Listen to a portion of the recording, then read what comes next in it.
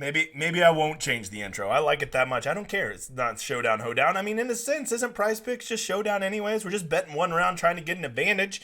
So fucking, I like the intro. We'll roll with it. Yeah, I'm sick. Yeah, I don't want to do this. But I'm a dedicated MFer, and I refuse to give up on the PrizePicks part of my channel. It's not growing like wildfire like the Showdown Hoedown, but I don't know why. I do a lot of winners. So we'll just keep doing it. We'll break through eventually. The lines just came out. Sorry I'm a little late. I had to go make my video for the Patreon supporters first, because yesterday I made this video first and everybody went and bet up Ricky and Kuchar because they laid a really lazy line out there. And by the time a lot of my guys got to it, it moved to 3 and it lost a lot of its value. I mean, it's still covered, but like 2.5 was almost fucking auto bet. So the lines are out. I am not seeing... it looks like they're not doing matchups tomorrow, or maybe they're going to put them out later. I don't know. I'm going to keep this short and sweet because, there's not a lot to cover because there's not a lot of bets. I will tell you the first thing. You need to know, new guy. Welcome, you mother father. I'm the Degenerate 75. I'm a high limit PGA DFS player who has COVID right now, and I'm sick as fuck, and I'm still making this video because the people demand it. I'm here for I'm a slut to the people. So if you would, go give me a follow on Twitter. I'm the Degenerate75. But more importantly, if you haven't noticed, this video doesn't have any ads, because even though I'm monetized, I don't run ads because I'm just trying to grow the brand, baby. Just trying to grow the brand. So if you would just go drop me a like on this video, maybe subscribe, leave a cool comment, that would go a long ways, because I need YouTube to start pumping this out like a $2 whore in Las Vegas. Let's not talk about Las Vegas. That's where I got the COVID. So, we're going to get to this. I have goals to keep this under 12 minutes, which probably would entail me shutting the fuck up. So here we go. Tomorrow, I see it actually getting milder as the day goes on, but you know how that goes. The wind may die down a little bit, but it will get a little drier and crustier in the afternoon. So I think it's going to play relatively steady all day. But today, they got some pretty good scoring conditions. You can see it really dip down there. Weather Channel has it staying more like 10 miles an hour tomorrow afternoon. So I think they're going to be able to get this course. I think there's going to be some dudes charging. I am thinking the plus EV play is to play below on strokes and above on birdies. So let's start there. First of all, I want to tell you that I think the better plays tomorrow are strokes. Motherfucker. I already know. See, this is why I made the other video first. They had Matthew Fitzpatrick let's go get him over. Let's see if he's already changed. They had him at 69.5. Now he's already down to 69. Matthew Fitzpatrick's 3.5 on birdies, whereas every other elite player on here is 4. The problem with betting 4 birdies tomorrow is this course today gave up. Let's see here. Where am I at? The course gave up. There was 1, 2, 3, 4, 5, 6, 7 holes that were playing under par. So if you figure you guys can go get half of the birdie holes, that gets them to 3.5. Then they still have to go still one to get to 4.5. But you can't make 4.5 birdies. So I think it's a pretty good round to reach 4 birdies on this course. There's just not a lot of easy holes. The par 5s aren't cupcakes. So, are there birdies to be had? Yes. But it is, we all know, this is far from a birdie fest. So when I see a number like 4, I don't like it at all. I don't think that's a plus EV play, because a 4 is just a push. You got to get 5 birdies to cover that, and I don't like 5 birdies. I don't. This course is just tough enough that I'm not going to do it. So I think the plus EV play is to not do the birdies are better on. Hey, they got matchups right there on cue.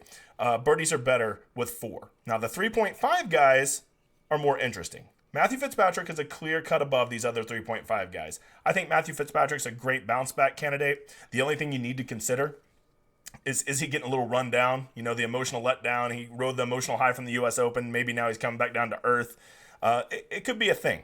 But I will tell you, compare him to the other 3.5 birdie guys, and it's laughable, the difference. It's fucking laughable. So, I would say he is the best EV play for. I would take the over on the birdies for Fitzpatrick. Plus, he didn't play well today, and I'm a big bounce back guy. I think guys are going to bounce back. And by the way, dudes, just so you know, I'm not a tout. I'm not giving you picks. I'm giving you plus EV plays to consider. You make your own damn picks. You make your own logical decisions, and maybe consider some things I'm saying. I'm just here to ask you some questions, get the juices flowing, and you ultimately make your card, right? If you think, hey, I need to learn more about this, well, I got great news, motherfucker. I got a Patreon, and it's blowed the fuck up. We got like almost 100 people in there in a day. So if you want to come join the Patreon, I make them custom videos going over specifically what I'm playing, my cards, how many picks, flex play, power play, all of that stuff. Not to mention they get all my week-long PGA DFS stuff. Not to mention they get all of my showdown stuff where we really smash the shit out of it. It's not a tout site. If you're going to come there and think that I'm going to spoon feed you picks, yeah, you don't need to come. Okay, what I'm going to do is I'm going to kind of help you get better at the process. You're going to be your own man. You're going to become the conqueror of the world. I'm just going to be the guy that guides you, right? You're fucking Alexander the Great. I'm just Aristotle, right? I just get you to read some fucking books, then you go take over India. That's how it works, okay? So, that's what we're doing. That was a big reference. If you can't tell, I used to be a history teacher. Loser. Okay, moving on. I like the strokes more. The band also. So I would say Sam Burns under 69.5. I don't love that he goes out early when the winds will be the gustiest, but to shoot 1 under tomorrow, Sam Burns really just played really well today. He just gave most of the strokes away around the green. So I really like that number. Some other guys to consider. Xander's already moved to 68.5. I locked him in at 69. You got to think, I think Cantlay is in perfect striking position. Cam Smith's a little bit volatile. I never liked Fleetwood off of a big round. John Rahm's kind of a whiny bitch. But I'm telling you, the under on these strokes is the play. If you play the over, the one mistake I made yesterday is I played the over on Cantlay. The other 4 plays were all big EV moves. They didn't work out necessarily. I mean, the Fowler and the Kuchar did, but somehow Burns and Cam Smith literally didn't make 4 birdies when the course was playing under fucking par, and they couldn't find 4 birdies on that course. So, and they both played well. That's the worst part. Like, they were playing very well, and they just couldn't get a 4th birdie. But that happens. I mean, I hope you were smart enough to understand that, like, this isn't like one of those, I pick 100% winners. Dude, I'm just giving you plus EV plays, and if you play enough EV plays, that's expected value, in case you're new to the game. We're looking for value. We're looking for bets that have about a 60 plus probability of happening. We put 2, 3, 4 of those together. We do a flex play here or there, and in the long run, we will win enough to be up in the long run. But sometimes plus EV plays don't hit. I mean, there was no reason for Smith and Burns not to get that 4th birdie today. That was 75% EV play, and it just didn't happen, and that happens. The Cantlay play, I thought the conditions were going to be tougher. They weren't. Andy played relatively well and made every putt because he's a bitch. So that was the only one. Of the 5 picks, I would say 4 of them were very good. The Cantlay one, bad pick. Won't do that again, trust me. So, I would focus on these. I would get on these lines. I already see him moving. Xander, it looks like a god. Right now you can still get him. He only has to shoot a 2 under to get under 68.5. I just to encourage you, I would tell you to really consider doing 4-bet flex plays. That way, if one of them fucks up, you still get 1.5 extra money on a 3-bet. If you don't understand how the overs and the unders work, and it amazes me how many people play PrizePicks and don't understand the multiplier. Like, sometimes they'll do a pick 4 and they're like, hey, why am I only getting 3x? Because, like, you're picking very high expected value plays, and PrizePick is fucking you by giving you really bad odds on it. And so you don't want to take those bets, right? They could be really high EV play moves, but if you're doing a 4-bet and they're only giving you times 3, fuck that. Don't take those. If you're like, well, I don't know any of this stuff. Well, you know what? I would tell you to DM me, but I don't really accept DMs anymore because they were getting overwhelming. That's why I got a Patreon now. So if you want help with that, I'm there for you. If not, don't worry. I'll still make these videos for you. I'll walk you through what I'm thinking. Let's check out Birdie or Better matchups before we get out of here. I'm going to tell you, as I tell everybody, I never love these because it's not strokes. If it were strokes, I would love this, but it's birdies are better. And birdies are better could be so misleading.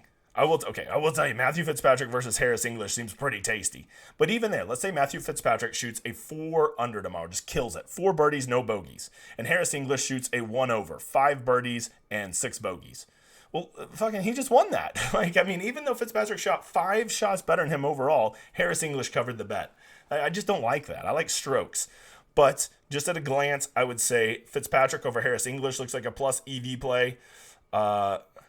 This Tommy Fleetwood over Brandon Wu, that's going to hang some people. Watch. Tommy Fleetwood, he's going to let some people down. Let's see. Some other ones that are going to trick up some people. Gary Woodland bouncing back. Brennan Grace falling back to earth. That could be a pretty good sneaky one right there. Let's see, who's whole Sammy Burns up against? Yeah, I think that's it.